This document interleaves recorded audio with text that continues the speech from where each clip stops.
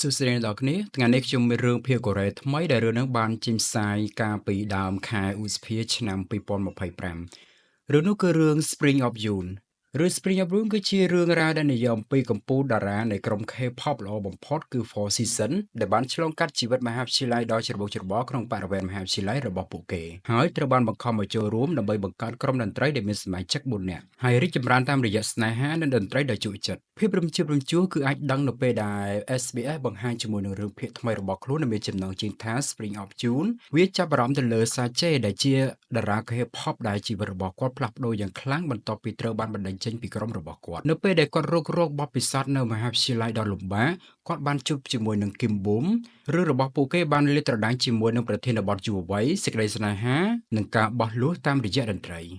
ហាមយូជុនក៏ដើរតួជាសាកេគឺជា Lucky Boy ដែលព្រះម្ចាស់ប្រទានពរហើយចក្រវាលបានផ្ដល់ឲ្យគាត់នូវសំណាងល្អគឺ Lucky Four Season តួឯងនៅក្នុងរឿងព្រេងនិទានដែលមិនធ្លាប់ចាញ់និងមិនធ្លាប់ជាប់ចំណាត់ថ្នាក់កម្ពុជានៅលើតារាតន្ត្រីចាប់ពីការបង្ហាញខ្លួនលើកដំបូងរបស់គាត់កាលពី5ឆ្នាំមុនទោះជាយ៉ាងណាក៏ដោយថ្ងៃមួយគាត់បានធ្លាក់ចុះទាំងយប់ដោយសារអបតវហេតុវាយសម្រុកភាពសោកសៅជាបណ្ដោះអាសន្នការយកឈ្នះភ្លាមៗគឺគុណចំពោះការធំឡើងជាមួយនឹងសេចក្តីស្រឡាញ់ជាច្រើនតាំងពីកុមារភាពការគិតវិជ្ជមានពីធម្មជាតិគឺជាអាវុធតែមួយគត់ដែលសាកេមានជំរះរាល់វិបត្តិនឹងការគិតគូរដល់4រដូវកាលបន្ទាប់ពីអបតវហេតុវាដំគាត់បានទៅសាកលវិទ្យាល័យហាមជូគឺជាមធ្យោបាយនៃការឆ្លុះបញ្ចាំងពីខ្លួនឯងរដូវកាលទាំង4ជួបគូប្រជែងដែលមានវាសនាជាលើកដំបូងស្ត្រីម្នាក់ដែលធ្វើឲ្យសាជេដែលមិនដែលយំសម្បីតែបន្ទាប់ពីត្រូវបានបណ្តេញចេញពីក្រុមនារីម្នាក់នោះតែងតែចង់ឃើញគឺគីមប៊ុំ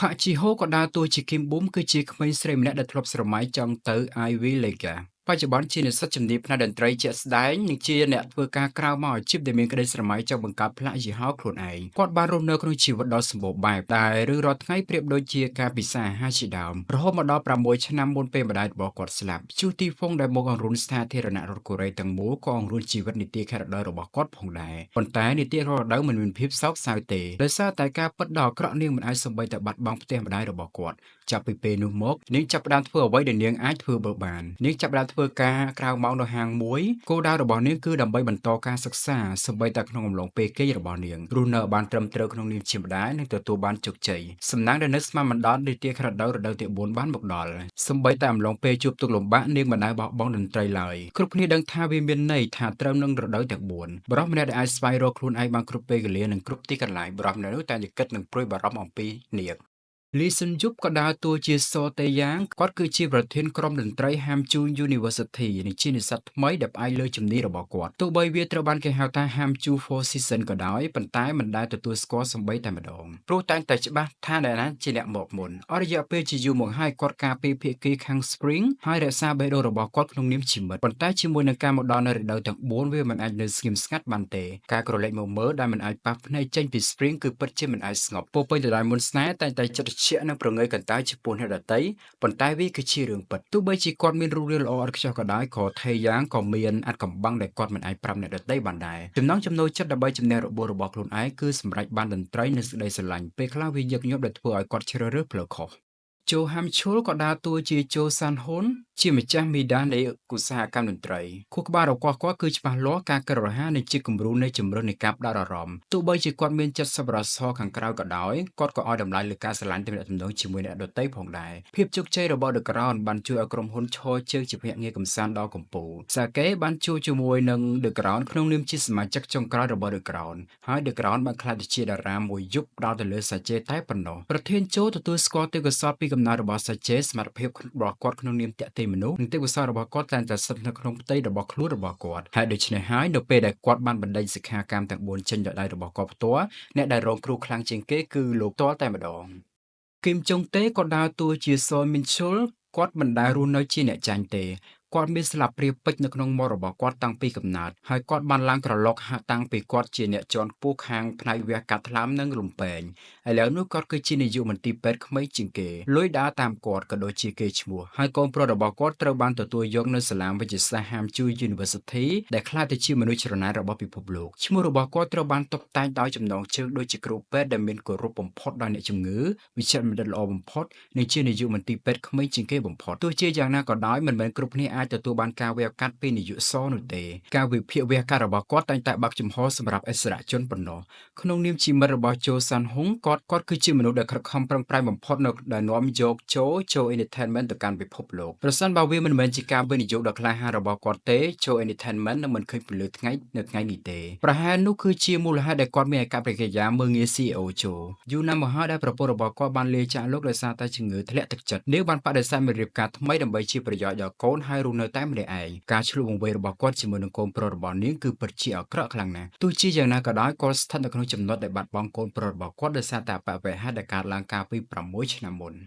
ឆាចុងវ៉ាក៏ដើរតួជាគីមចែយុងគាត់រស់នៅជាមួយនឹងកូនស្រីរបស់គាត់នៅក្នុង Spring House ប៉ុន្តែដូចជាពាក្យគេនិយាយថាមនុស្សត្រូវតែអៀនខ្មាស់ដើម្បីរស់នៅបានល្អជំនាញពិសេសរបស់គាត់គឺការបំទុះហាងសម្លៀកបំពាក់បោះអាហារសម្រន់និងបំផ្លាញអ្វីៗគ្រប់យ៉ាងដែលគាត់ប៉ះតួអង្គរដូវទាំង4និងព្រះអាទិត្យបានក្លាយទៅជាអ្នកជួលផ្ទះនៅជាន់ខាងលើរបស់គាត់មួយគឺជាកំពូលតារាចម្រៀងនៅក្នុងសាធារណរដ្ឋកូរ៉េហើយម្នាក់ទៀតគឺជាបុរសដ៏សង្ហាដែលនឹងក្លាយទៅជាបណ្ឌិតនៅថ្ងៃអនាគតបុគ្គលិកដែលមានការងារធ្វើដោយខ្លួនឯងដែលទទួលបានការជួលប្រចាំខែដល់សប្បុរសធម៌ហើយស្រមៃឃើញអនាគតដ៏មានសង្ឃឹមអំពីការឡើងតម្លៃផ្ទះកើនឡើងពេលខ្លះគាត់រលួយដោយនិយាយថាគាត់កំពុងតែរកស៊ីនិងធ្វើឲ្យគីមប៊ុំរលាយប៉ុន្តែគាត់គឺជាមនុស្សដែលគិតដល់គីមប៊ុំច្រើនជាងគេគ្មានអ្វីដែលគាត់មិនដែលនឹងចាប់ផ្ដើមដោយចេតនាអាក្រក់នោះទេ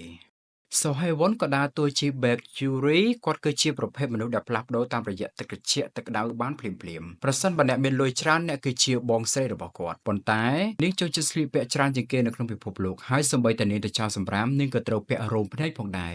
មូលដ្ឋានអួតខ្លួនឯងទោះបីជាពេលខ្លះនាងឆាប់ខឹងក៏ដោយគាត់ចូលចិត្តញ៉ាំហើយច្បាប់របស់គាត់គឺសាមញ្ញច្បាស់លាស់គ្រប់គ្រាន់តែធ្វើឲ្យគាត់តាមច្បាប់តាមទូបគីនៅពេលដែលគាត់មានអារម្មណ៍មិនល្អគាត់បានចូលរួមក្រុមតន្ត្រី Three Season ដើម្បីជាប្រយោជន៍ដល់ Four Season ទោះបីជាគាត់មិនចេះលេងឧបករណ៍អ្វីក៏ដោយគឹមស៊ុនមិនគាត់ដើរតួជា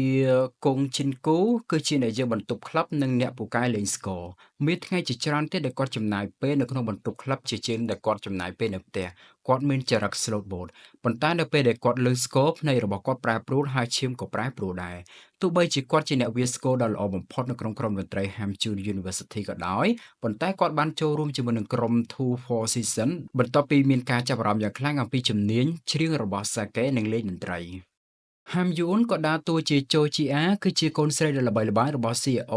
សាំងហ៊ុនឈូដែលជាប្រធានโจ Entertainment នាងគឺជា CEO បន្ទាប់និងជាព្រះនាងដែលមានចិត្តត្រជាក់ដែលមានមោទនភាពបំផុតនាងគឺជាជនមិនស្គាល់មុខដែលធ្វើឲ្យ The Crown ក្លាយជាក្រុមលំដាប់ពិភពលោកគាត់បានចែករំលែកភាពរីករាយនិងទុក្ខសោកជាមួយក្រុមហើយទទួលបន្ទុកគ្រប់បែបយ៉ាងតាំងពីម៉ូដសម្លៀកបំពាក់រហូតដល់ជម្រើសគំនិតនិងតន្ត្រីជំនាញផលិតរបស់ GA គឺមិនខុសពីទេពកោសល្យនោះទេនាងលះបង់ពេញជាមួយជីវិតរបស់នាងដើម្បីតែតន្ត្រីក្រុម The Crown នោះហើយគឺជាមូលហេតុដែលជីណាភ័យអាលយ៉ាងខ្លាំងអំពីការចាក់ចែងរបស់សាកេដោយសារតែឪពុករបស់នាងជឿជាក់និងយកចិត្តទុកដាក់ចំពោះនាងច្រើនជាងអ្វីដែលគាត់ធ្វើចំពោះកូនស្រីរបស់គាត់ជីណាទោះបីជាយ៉ាងណាក៏ដោយភ្លាមៗជីណាក៏ដឹងថាมันអាចជួយអ្វីបានក្រៅពីយល់តាមការសម្រេចចិត្តរបស់ឪពុករបស់នាងដែលបណ្ដេញសាកេចេញពីក្រុម The Crown